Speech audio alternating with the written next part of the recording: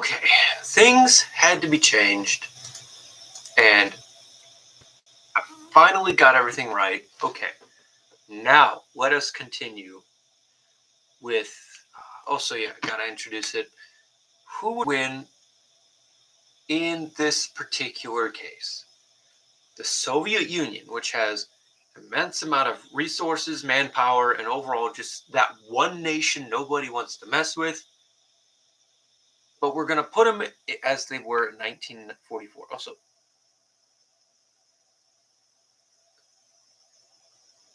I'm going to put them in 1944, and we've got comparative as well as the U.S., meaning is both nations have their peak physical strength or pretty much near it, versus Xelbia, who is close to their peak physical strength, which is total mobilization.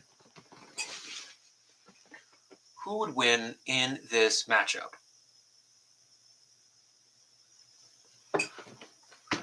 Grandiose. Okay, I'll be right back. I gotta fix something.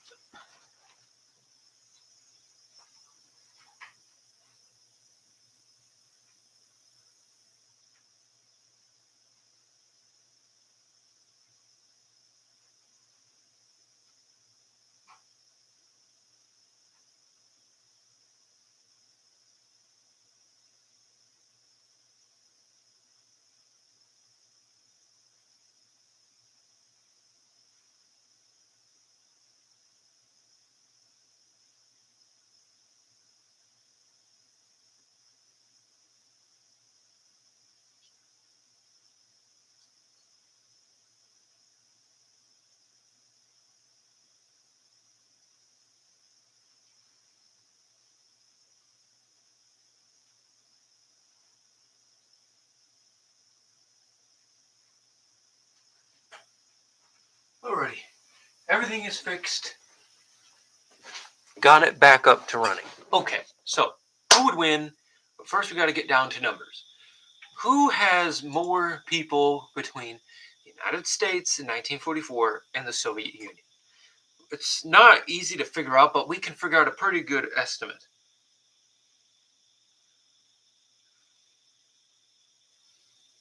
The USSR's population in 1944, which is what we'll be taking it, a Soviet census from World War II, the population of the Soviet Union in 1941 was almost 200 million people. That's crazy to think about. And it fell to 170 million in 1946 due to how the war was in the later stages. I'm going to assume for the Soviets that we're going to go 100 to 185 million for the Soviets. The US's population, let's find out very quickly. During World War II, we're going to say because of how it was at the time and how the population increased, we're going to say it's around 140 million. So with that in mind, the Soviet Union and the United States have enough to scratch 300 million. That is not enough. However, that's not the only thing that's going to be taken into consideration. The size of the countries are going to be important. And this is where Xelbia takes the cake again. Soviet Russia is huge. No doubt in my mind, it is an absolute behemoth of a power. And if you even search it up, I'll do it right now.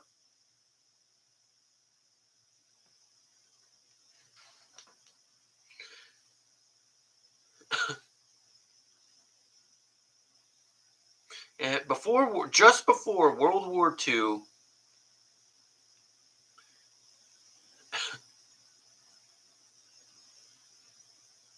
the size of the USSR was approximately 8.65 million square miles. So we're going to add 8.65 8.65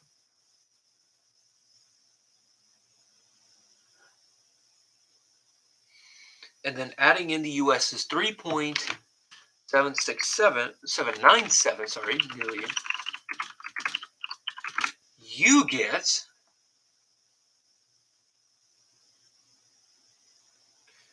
12.447 million square miles. Now, this is crazy because this is bigger than the size of Xelbia. However, Xelbia is completely habitable. All of their territory can be built on, all of it, even some parts of the mountains. So a good portion of Xelbia is settleable, well over 10 million square miles. It's easy to cover 300 something million people with 10 million square miles. That's easy to do. That's not hard. That's like 30 something people per square mile. That's less people per square mile than there are on average today. That's not a lot at all. That's nothing. So that density is going to help them protect against bombing raids. That's going to immediately help because what are you going to target? There's nothing out there. Half of the country's undeveloped. Well, not undeveloped. It's developed, just not like major cities and whatnot. But that's the point. They're so spread out, you can't just bomb massive amounts of cities like you can in the U.S. And that's the problem. Their country was made like that for a reason. And this is where it becomes a major issue. Soviet infrastructure is in the Urals. And at this time, it's in the Urals. But in 1944, their main infrastructure will be weakened, as the Germans did. But we're going to say that the Germans did not go any farther than what they did in 1944. So 1944, the Germans are pretty much out of Russia. But now Russia and the U.S. have to face against Xelbia. So what would happen? Well, thinking about it really quickly, the Russians would likely be the manpower and would try to hold off the main blunt force of the Xelbian military, while the American force comes in from behind and tries to, try to stop this main force before it becomes too big. The problem is, if the Russians don't say how bad it is, it could get out of hand extremely fast. And Stalin is one to be very ill-cautious when he's with people he can trust, or he thinks he could trust. And you clearly saw it with what he did with Hitler. He truly believed Hitler liked him, and he didn't, but that's the key point here, is that Xelbia could easily play into that hand. The difference is, Russia cannot fight them. Russia is in serious trouble if they think they can fight them. The maximum size the Russian military has ever been was 8.7 million, but they were able to replenish losses as if it was nothing. The American military was double that, almost double that. So you got 20-something million people compared to 38 million. There's a lot of things you can do with 38 million people, but I also do think about the industries and about all that. But I also do think that the main reason why Russia inevitably won the conflict was because of a handful of things. It wasn't just Russian manpower and willpower. They would have lost anyway if they were not supplied in the initial stages. But by the end, I believe Russia had completely changed. It was able to build its own things, make its own. And I think this war was a lot more complicated than people make it out to be. Think of it as like, oh, Russia needed our help. Initially, yes, they did. Initially, they needed America's help. But by 1941 and 2, they no longer needed our help. They were able to build their own equipment, build their own tanks. And it obviously shows because in the Battle of Stalingrad, they had built thousands of new tanks. At that point, they didn't need our help anymore. But we still gave them it just because they were our ally at the time. So I don't know. I guess it was just a friendly thing to do. And I guess at least we have that to go off of. But if we do that, if we go off of that, where the Russians are fighting the Xelbians, it's going to get bloody almost immediately. The Russians would not realize what they're up against until they realize that the people they're up against are not normal. Their bullets are extremely powerful and will likely rip through Russians as if they're paper through a hot knife. It will not end well for the Russians. The Russians in 1944 were already beaten and just severely destroyed. Now they got to fight another major foe while still fighting the Germans. You know, that's not good. I don't care how good your military is. There is no way the Russians are fighting that. I don't care what the reason is. The morale would drop drastically because now I have to fight two superpowers. Not one, two. Now, Germany doesn't know about the Xelbians yet, so they're not going to do anything. And why would they? They're not going to add another enemy. For all they know, this nation could be another ally, considering they don't like Russia. They could be another ally. So Hitler would try to not attack or get any attempts to come close to it, which means Russia is now dealing with the full blunt force of the military. The Xelbian Navy, after another portal opens, would easily be able to cut off Russia from the U.S., and the problems begin to happen. U.S. ships will get sunk in the Pacific while still fighting Japan, keep in mind. However, the U.S. Navy at this point would be ultimately developed to a point where this may not be damaging enough. However, the blockade definitely will. Even if they're able to get through, it's easy to target those specific resources and sink them. It's not hard to do that. So this is something that they need to focus on. So they need to find a way to sink those aircraft. Well, what happens when the vehicles that they're being used are now starting to turn into submarines? If they start deploying more submarines, this is where America is going to have trouble. Because the Xelbians are trying to research technology that allows their torpedoes to, I guess, become attracted to a certain noise, which means the closest thing to radar sensor torpedoes. However, it's going to take a bit of time to research it. But it will definitely be done within a specific granted of time. Russia, I just don't believe. I don't think Russia could beat them. Honestly, I don't think they could at all. You can tell me whatever you want, but at the end of the day, it's kind of like, I know what would happen. I know exactly what would happen. It's that the Russians, for as good as they are, they're not capable of fighting the U.S. military. Especially after what's going on, let alone the Xelbian military, which is in many other aspects greater than the U.S. in some instances. So the Russians are likely going to be destroyed, or at least heavily defeated. Stalin is likely either going to get killed or captured. If he's captured, then the Soviets are probably going to have a plea deal to try to get Stalin back. The problem is, the Xelbians know that as long as Russia no longer wants to fight, they won't. And they know that Stalin is the mastermind behind it all. And it's simple. He's the leader of a dictatorship. Come on.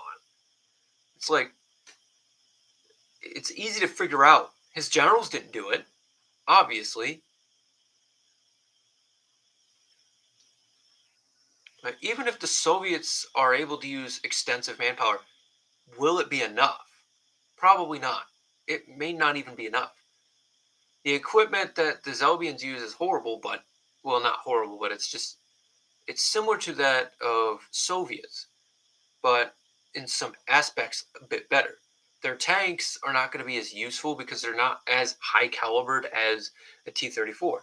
But I've also learned that from personal experiences dealing with some of the tanks is that you don't need to have something high caliber to penetrate through a tank. All you have to do is make that tank stationary, and it loses its one of the very few advantages it has on the battlefield. It's basically just a stationary gun.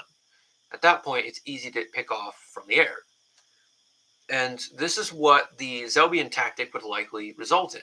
They would likely dig very few ditches or try to find ways to destroy T-34 tank treads and then use superior fire support to come in and destroy them. It would be reasonable. And because they have high altitude fighters and bombers, which the Soviets didn't have, now even if they did, it would be in so little numbers, it would make no difference. And we also must point out that the Xelbian military is fully activated. It is not just slight full activation. No, this is mobilization, as in as many people as 10% of the population to even 11% fighting in the war. But in the beginning, we're just going to put 5% of the population just because it would be easier. So if we take 5%, which is this number, 17,280,000. That is how big just 5% of their military, of their population would be. 17 million. That's unreal. And what really got me was the fact that even if the Russians have better technology and all that, it legitimately does not matter, because the amount of tanks the Xelbians would be able to produce would be not just in the tens of thousands, the hundreds of thousands. The armor would be good to block decent amount of anti-tank guns, which would be pretty useful in this time, considering the tank that they have has to have medium to heavy grade armor. And because of this, it is a little bit, it would be a little bit slower if it didn't have a better engine than the tank design that it has. So it's got a pretty good engine, pretty good armor. Its cannon, it's average. It's not crazy, but it isn't really good.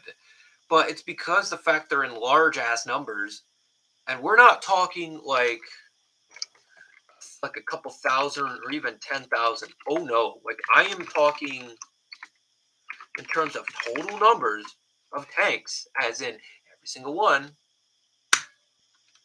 200 to 300,000 tanks.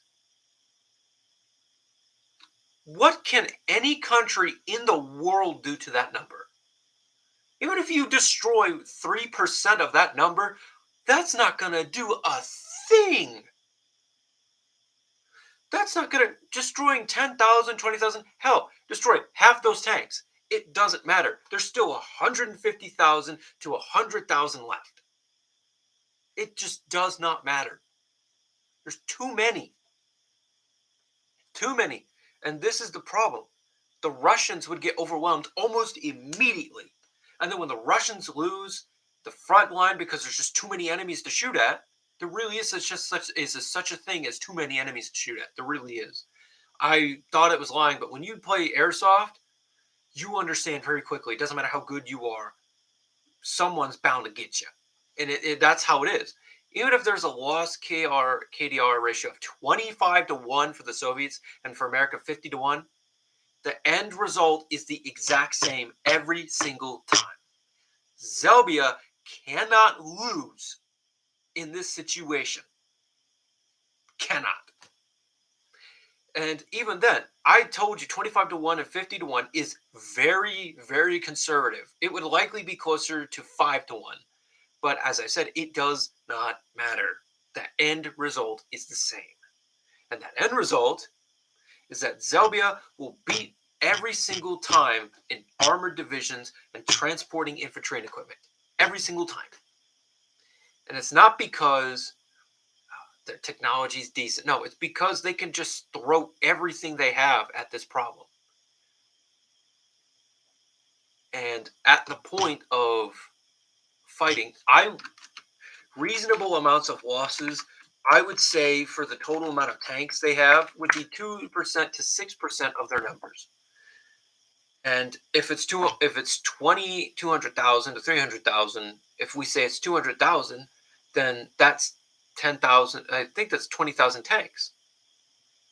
What is it? That's 4,000. 4,000 tanks, and at most 12,000 for 200,000. That means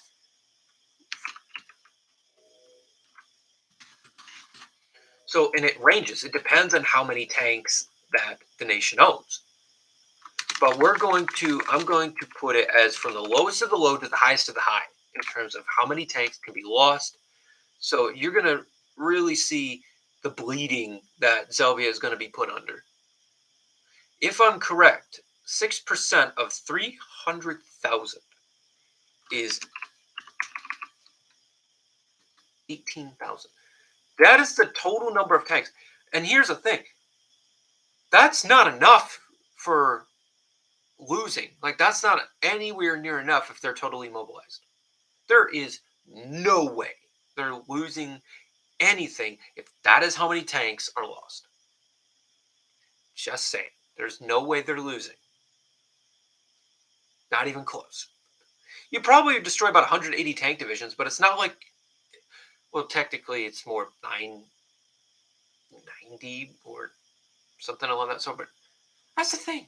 You're not going to do any damage. That's no damage.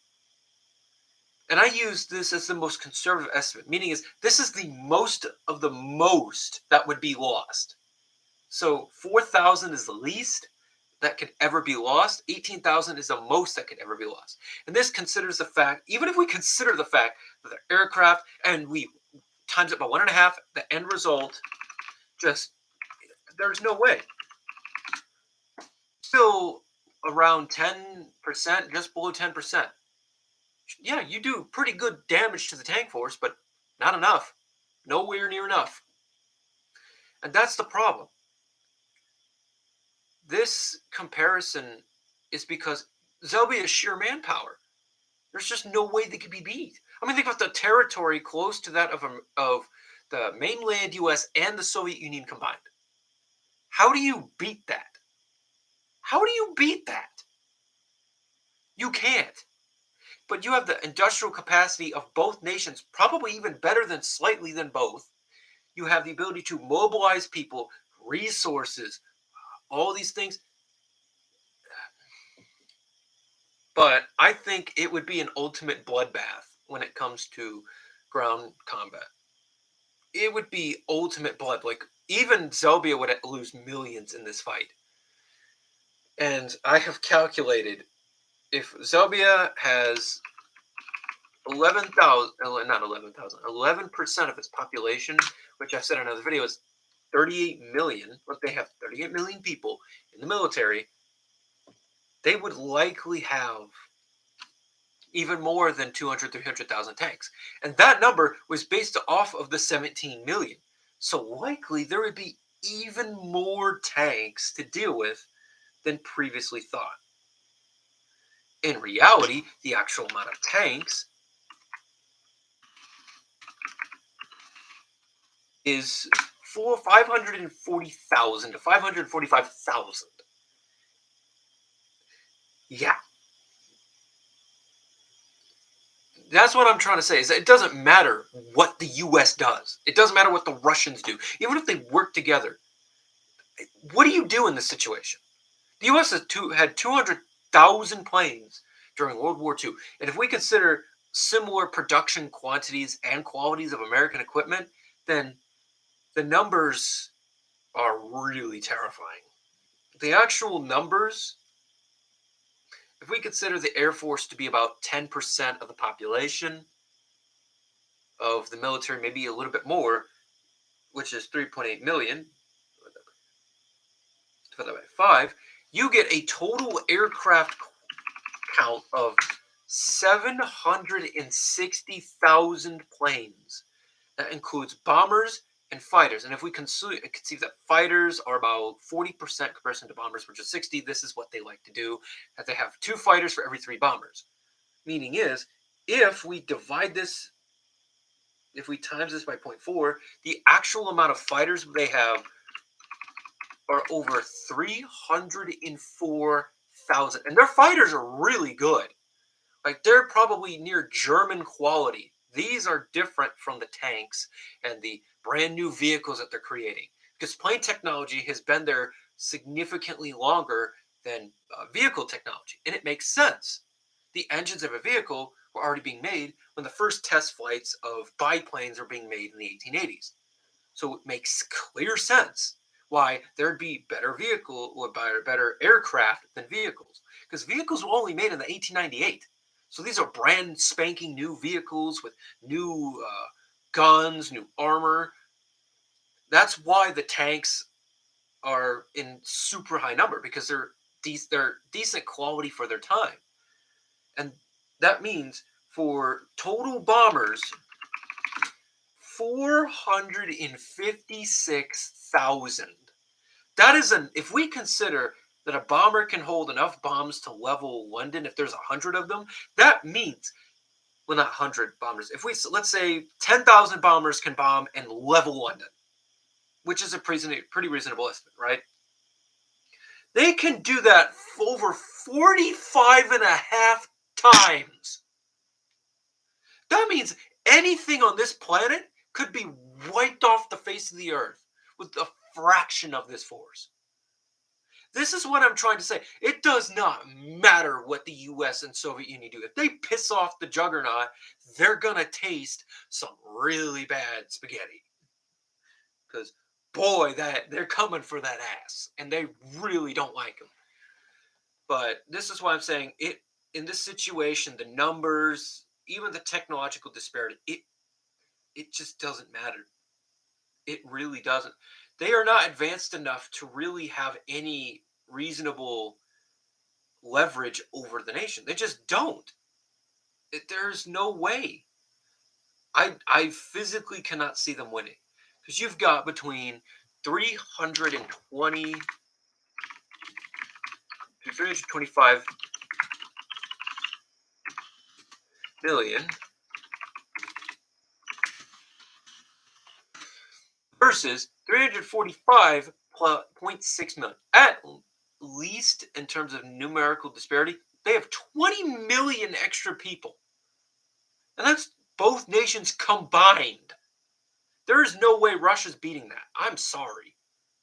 There is no way Russia is surviving that for a year. That is about how long it would take for the US to begin deploying enough vehicles and vessels to stop the advances of Russia. But once Russia capitulates, I know they would capitulate, because if they steal Stalin, all of the Soviet Union would probably either collapse or be in civil crisis. And I know that for a fact, because there were people already trying to kill Stalin. Yeah. So they would likely. So here's how I see the situation going. Here is this. This is how it happens. The portals open up. The Xelbians do what they did last time. They sent out a scouting rover. The Soviets believe that it is a German vehicle and attack it without warning. This vehicle would lose a handful of people, would go back to the portal, and would warn their upper command that another force outside the portal had just attacked them. Well, now, these portals that open up with the sea, land, and air are now going to be used. Planes fly out in the air portal in the literal droves. Air wings of hundreds of aircraft would fly through that portal, while tanks, vehicles, and all such would be sent through. And in this timeline, we're saying that they're fully mobilized. So they're going to have the full military access of the equipment. It's just they got to send it through. After about a month, the Soviet Union would already have so little manpower to use that their population may never recover. Already. And the reason why is simple. The Germans had no fuel. They weren't able to kill as many Russians as they could. But with a nation that produces its own fuel for the world, mind you, it's no surprise they'd easily be able to beat the Russians without any trouble. The Russians would realize that their air power is diminished. These high-range fighters that they don't have are able to intercept them at will and can dictate the term of engagement. The heavy bombs that these massive bombers of theirs, their high-flying bombers, easily can hit any city in Russia, even including ones like Omsk and Vladivostok. This immediately catches the eye of the Americans, and they realize there's something going on in Russia, and they really need to send as much as they can to Russia. However, 2 weeks later, Stalin was captured by this unknown force as it would portray to the world that it was the Federal Republic of Xelbia. Obviously, they were not from this world, but they came anyway. They saw and they conquered the largest nation on the planet and made it into a puppet state. The United States realized that it cannot fight this nation if it has the Soviet Union's industries, and it now has to fight the Germans with this new nation. Even if we consider that the Germans were not a threat, it does not change the outcome. So let that be a reminder. The outcome is the same. This new nation had decent equipment and was not that outdated. It only had equipment that were a few years behind. However, their airplanes were advanced for their time. They easily could outmaneuver anything the US had, and their armor was surprisingly resilient. Even though it didn't have as much armor as their fighters, it was very close, and most likely would be able to resist many of the things that Hellcats and other fighters could resist. Meaning is, flak doesn't work, and because they're maneuverable, they're hard to hit targets. This makes them incredibly hard to destroy. Therefore, the American military will have to open up a new front in the Pacific to try and stop them, but the Japanese will likely stall them, if not outright stop them in certain areas. However, Xelbia would likely run into another problem, Japan.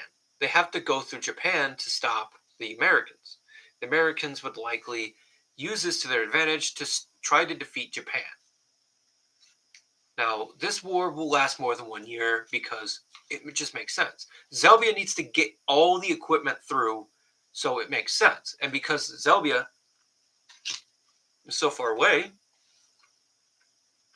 nothing happens for about a year.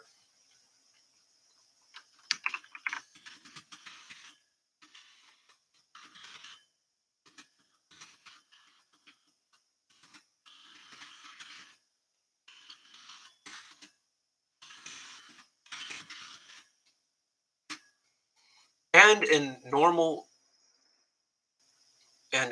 normalcy, the United States forces Japan to surrender after the atomic bombings mixed with the invasion from the USSR, which was now a puppet state of Xelbia. Not too long after this, Japan would likely be invaded and easily overswept by Xelbian forces.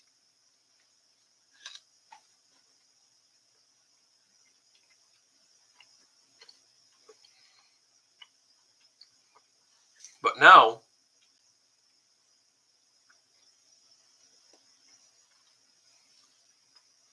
here comes as a potential stalemate.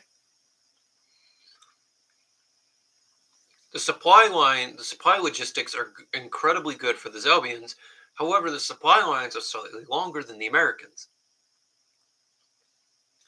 Neither side had a decisive advantage over logistics. So now it would come down to numbers and sheer tenacity. And both of those, the Xelbians now own. The United States is now all alone, and Xelbia fully well aware knows that the United States cannot defend against their fights. They just simply cannot. Even if the American military was in a position of power, Xelbia's military would just be too damn big. And similar to that, if their navy is as much as 25% of their military population,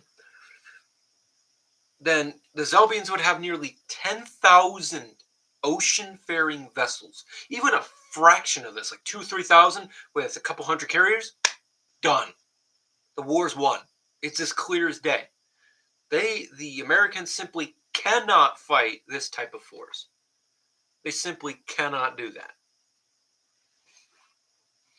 And you see, that's the key takeaway.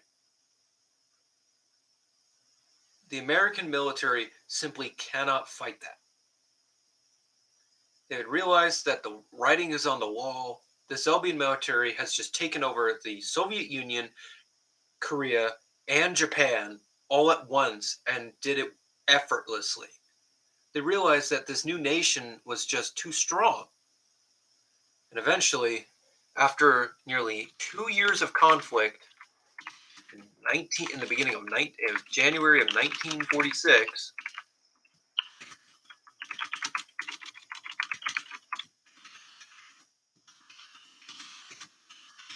a peace treaty would be signed in Encore, Xelbia.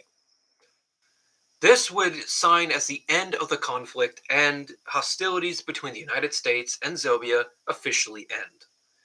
During this war, the Xelbian military would likely lose between anywhere of this, which is 2.7 to 2.9 million, and this is the reason why. The Soviet Union would likely amount to up to 90% of these losses, which for numerical, which would be 2.5 to about, I would say about 2.45, something around 2.4 to 2.5 to all the way up to 2.6. So it's like 2.4 to 2.6 million deaths were caused by the Soviets. Most of those, it makes sense. The Soviets would have numbers that are replenishable, so obviously a bloodbath. However, the Soviet Union would pretty much be neutered, because mixed with the Germans, they would lose likely between 35 and 45 million people, which is significant amounts of the population. As you can clearly see, that's a huge number. That is over a fourth of their entire population.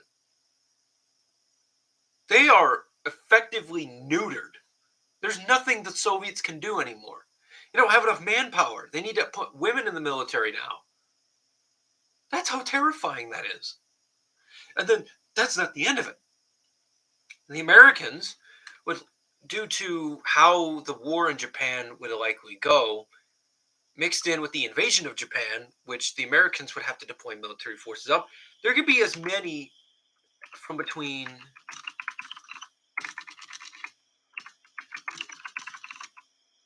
Americans, as many as 1.1 to 1.2 million. Considering how many Russians they killed, the equivalent American would be like 5 to 6 million. That's ridiculous. Xelbia just beat and neutered parts of the U.S. military. They neutered Russia. They neutered Korea. They neutered Japan. This is why I'm saying Xelbia, with the manpower, comes in with clutch. And the technological disparity isn't that far. It really isn't that far. If they have fighters that look similar to German fighters, that can act as similar to German fighters but have thicker armor, yeah, you can easily tell they're going to be good. They're going to be good. But I also must say this. The losses of aircraft and tanks would likely be even a bit higher than the estimates here. But even if they are a bit higher than the highest of the estimates, it doesn't change the fact that they still would have about a casual, where's the number at? Right there. 540 to 545,000 tanks, and even if they lost a decent portion of that tank force, the end result stays the same. And the end result is 9.5 out of 10 times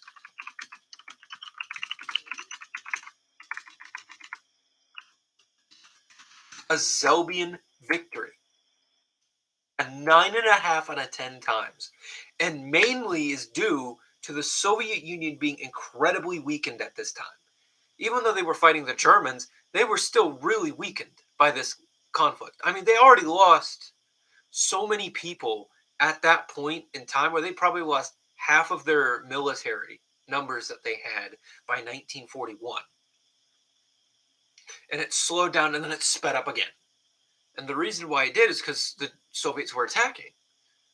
And similar to how the Germans were, they lost multiple to one. Even if they lost 1-1 for the Xelbians, the results, again, it doesn't change. The Soviets do not win this conflict. And because Xelbia has significantly more people, even if the Soviets did manage to kill a 2-1, it may not even be necessary or it might not work. And that's the key point here, is that the Soviets were already extremely weakened by this conflict. And then they have to fight a second power as well as Germany. Even if Germany, again, as I said, even if Germany is left out of the equation, it doesn't count the fact that Russia would still be heavily weakened by this. Their infrastructure that they use to carry supplies are destroyed. And now it's being traversed through. Now, that doesn't mean they can't stall the attack, but I highly doubt they're going to stay in destroyed cities for long because they need supply lines. They don't have the same supply lines that they did in Stalingrad because it was a direct line to Moscow.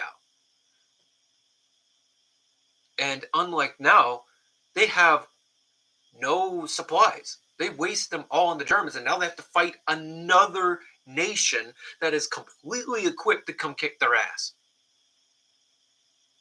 That's the issue. And I just want people to understand, it's not that their universe is scaled up or anything. It's not. Their world is a bit bigger than ours, but that's about it. The only reasoning as to why they have so many people is because of a handful of historical events that changed the outcourse of human history. It's that simple. But what I'm trying to say is simple.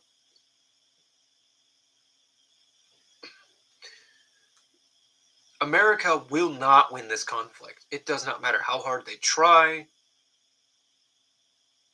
It doesn't matter how hard they fight. The end result will exactly stay the same. The United States military will eventually crumble to the Xelbian juggernaut. And it's crazy to think about that some of these universes, even the weakest of ones, have capacities to beat the military. However, this one can't beat the modern military, even close to the Cold War one. The only reason why it can beat the World War II one is because their military technology has advanced far enough to stand on an even playing field. That's the reasoning as to why they can do that. That's why you're not going to see me compare unequal enemies, because why, you will know who'd win between a Cold War US and this one. They've got M1 Abrams in the end of the Cold Wars. They've got better tanks overall at the end of the Cold Wars. Even beginning the Cold War, they got the M60 Patton. I was thinking, yeah, that's right. But that's what I'm saying, is that there's no point in comparing it to a nation that I damn well know it's not going to beat, no matter how hard I try.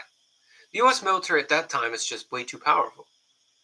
The U.S. military during World War II is probably the best chance that the American military and the Xelbian military could win before they go into effect that the U.S. would win almost every time. But that's what I'm trying to say. Thank you so much for listening, and I hope that when I get the chance to, when I finish up the final parts of the lore, finish the First World War, get the second one done, bam. Everything will come straightforward into the modern era. So I'm really excited to also, for those that are interested in looking into the lore, you now have an ability to not only name a nation, but a leader, capital city, landmarks, anything that's important. And as I'm saying this again, I always say this every time, but you have the ability to help out with this project. However, you have to join my server. Well, you don't have to. You actually could just tell me, hey, I want this, this, this. But you got to at me first. I'm going to hold a poll. And what's going to happen is that poll will determine the global superpower, military superpower of the 1900s. Obviously, that poll is going to be skewed because I know people are going to vote for Xelbia. But I want to truly hear what people have to say. Like, who do you think would be a better military superpower? Would it be Xelbia? Or would it be Judea? Would it be the Japan of the universe? Judea? Would it be the Rusvekia Empire, which is basically Russia in their universe? Or would it be another nation that is a rising power? Who knows? At this point, anything's on the table. Xelbia is becoming to a point where it is a strong power. It is a consumerist economy, and better yet, it has control of the world's GDP. So even if a nation has a strong military, all the Xelbians that really have to do is cut economic ties. They have the strongest weapon ever devised by mankind. So, I don't know. I'm curious to see how this would work. But, in the meantime, this will conclude the video. And I really, really hope that people answer the poll that I'm going to be putting out. I'm going to put the nation's name and the flag. So whichever nation gets the most votes I'm going to start it tonight. I'm going to 2:20, meaning is on, let's see what day 2:20 is. I got to see. 2:20 is President's Day. So yes, on President's Day, I will see who has won the polls, and I will be using that. Whichever nation is voted for the most will become the next global superpower. Because there's a lot of countries with a lot of strengths and a lot of weaknesses. So figure that out. And in the meantime, I will see you all in the next video. Hopefully, it's either tomorrow or it's Sunday. So take care, everybody that's out there. And hopefully I'll finish the lore up by this weekend. Everything can continue on as normal.